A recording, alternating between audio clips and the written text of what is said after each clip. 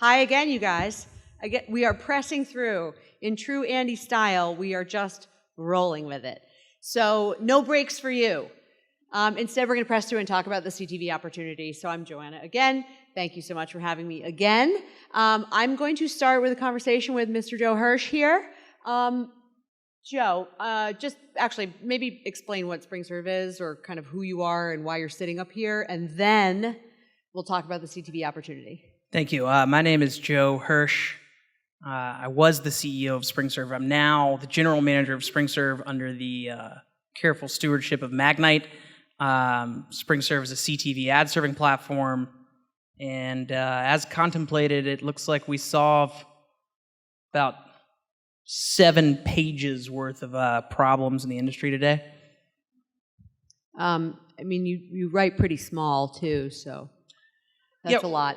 Yeah, well, I'm trying to capture, the zeitgeist of the moment of CTV so that, we can keep the conversation relevant here. We had some questions, but I feel like what everyone discussed is better than the things that we prepared beforehand. Yeah, we didn't prepare anything beforehand. We did it right here. We did, actually. 10 we seconds did. ago. We did a lot of preparing. So, well, I was going to ask Joe, what do you think is the state of the CTV market?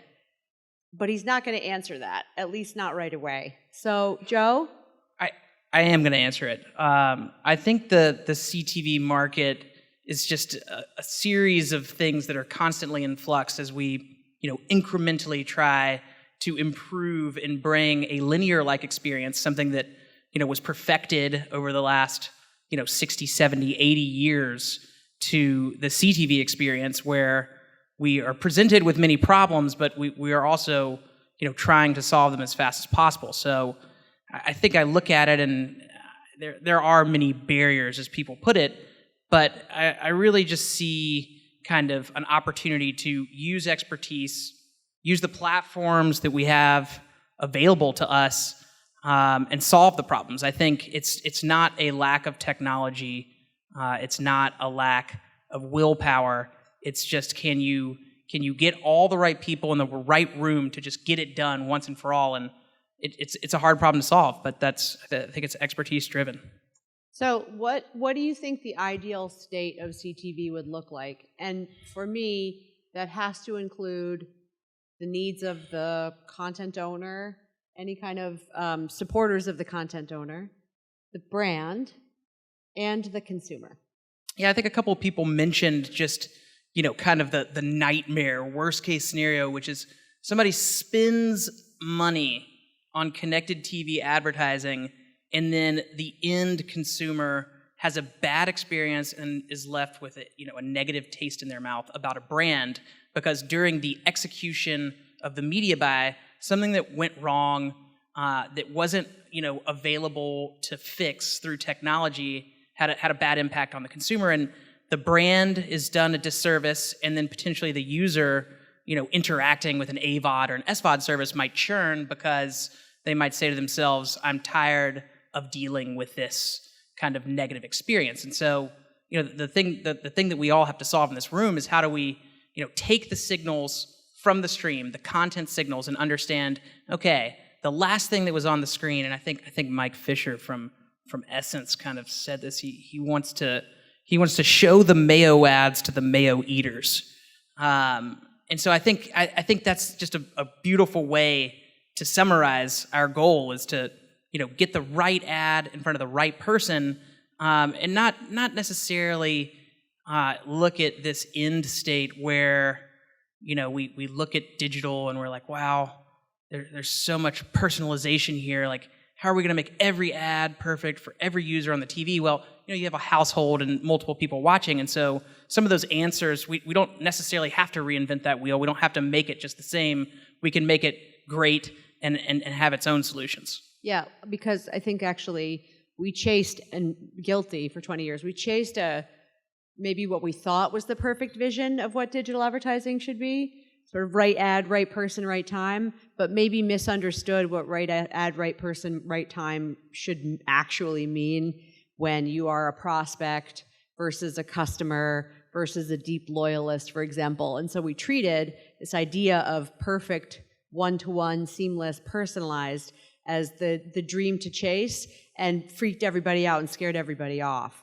So I like this idea that in CTV, we can make potentially a different future that is still a good advertising experience for the consumer, but doesn't necessarily have to be this idea of relentless pursuit of perfect one-to-one personalization. Yes, no, maybe so? Maybe so. I think that in TV, the data set, one of the unique data sets is, what has this person watched, right? That's kind of the thing that's unique and it's cool, and you can learn a lot about somebody, I think, based off the content they've consumed. And so, again, using that signal, the content signal, to have a better ad at the right time, that's how you keep a user engaged.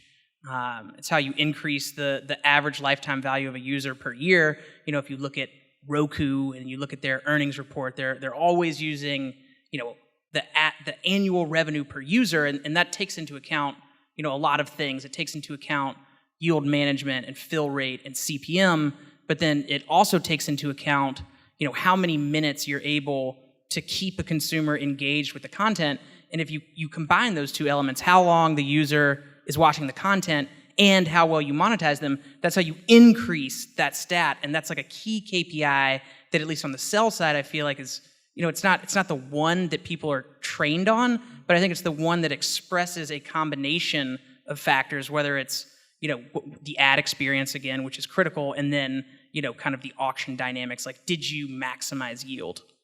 Do you feel like the buy side is thinking that way as well? I mean, sorry, in ways that would be analogous but appropriate for the buy side, sort of more holistic thinking, maybe longer term thinking. I mean, it's hard to unify kind of the disparate interests. The buy side is focused on ROI for their client, and the question is how do you drive that ROI and kind of maximize the KPI of the sell side, and you know, that's theoretically what an ad server can do. Oh, ad serving? You want to talk about ad serving? No, but it could. It's a solution to the problem. Yeah, no, I do actually want to talk a little bit about this because I'm, you know, the practical reality is it does still feel like a very fragmented ecosystem where even if you really truly had the will to get the right thing in front of the right person at the right time at a frequency that's reasonable, there are several reasons, it seems, why that ends up being challenging. Maybe some of them are still legacy business reasons. Are they no longer technological reasons? That can't be totally solved. No, I think you nailed it. It's not a tech problem. It hasn't been a tech problem for some time now. If you know, some of the feedback that you hear through the group is like, well, if there were better standards, then everything would be more measurable because we were always using the same sets of numbers together.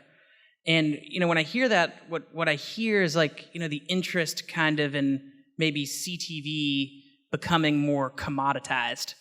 And, you know, if you turn CTV inventory into a commodity, then everyone can kind of buy it in a similar experience, and it's the same thing every time you buy it, regardless of where you buy it. Well, I mean, I think standardization does not have to mean commoditization. Standardization can contribute to scale. But I appreciate your point. You know, we don't want to commoditize it. To me, it doesn't feel like we're even close to that risk. Does it feel that way to you? Well, I think we're scared to commoditize the inventory because if it's a commodity, then it, you know, creates oversight. And the industry has been reluctant to create a commoditized version of itself because we don't want oversight. We prefer self-policing to, you know, the government coming in and being involved in advertising. And so if we wanted this perfect world where kind of all CTV inventory used the same standards, like the stock market, like a stock, you know, when you buy Apple stock, it's the same thing everywhere you buy it.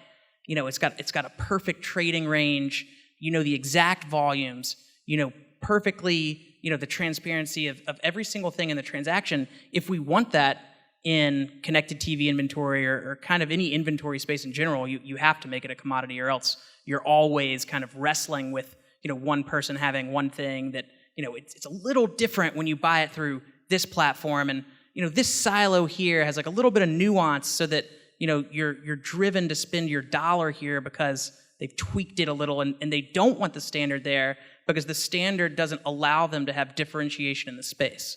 I mean, I'm trying to decide if I agree or disagree with you. I mean, commoditization, I think, typically connotes something negative, but certainly being able to understand the value of Apple stock across a bunch of different environments doesn't mean that Apple stock isn't worth a crap ton of money, right? So part of it is making it possible for buyers and sellers, I think, to be able to correctly evaluate things on a relative basis relative to other things, right?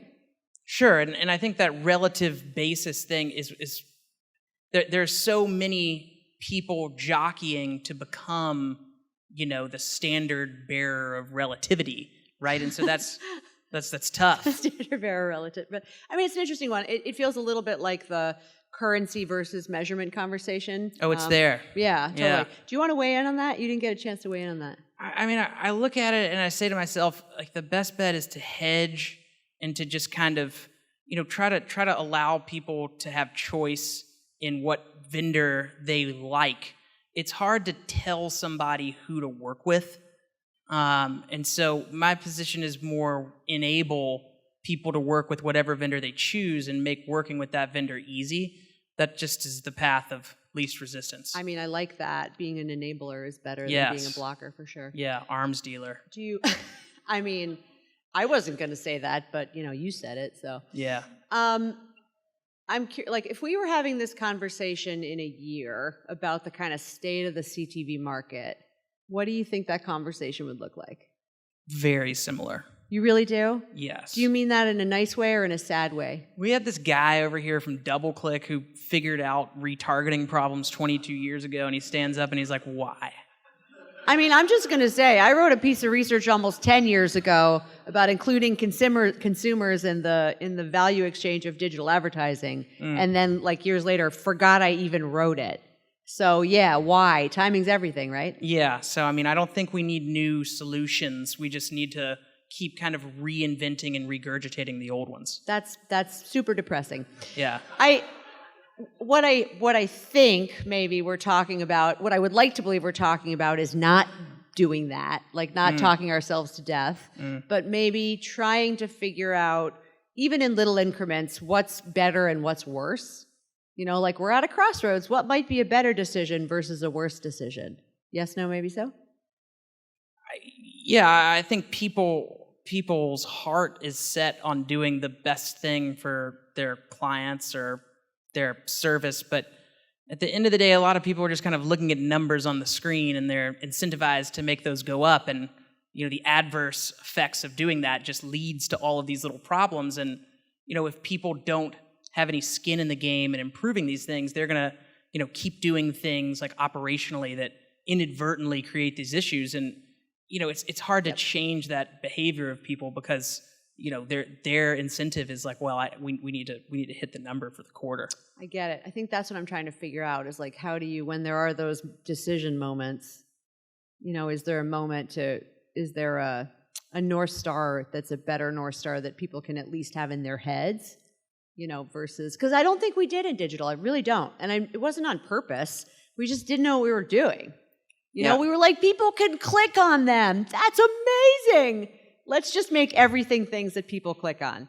Wait, we can follow them around? Well, shit, that's amazing. Let's just follow them around. Do you know what I mean? So it's like, how can we learn about what is incrementally better, based on some of the mistakes we've made? Because we have a whole history of linear television to look at and 25 years of digital to look at. So what does great look like? QR codes. Shoppable TV? I don't know.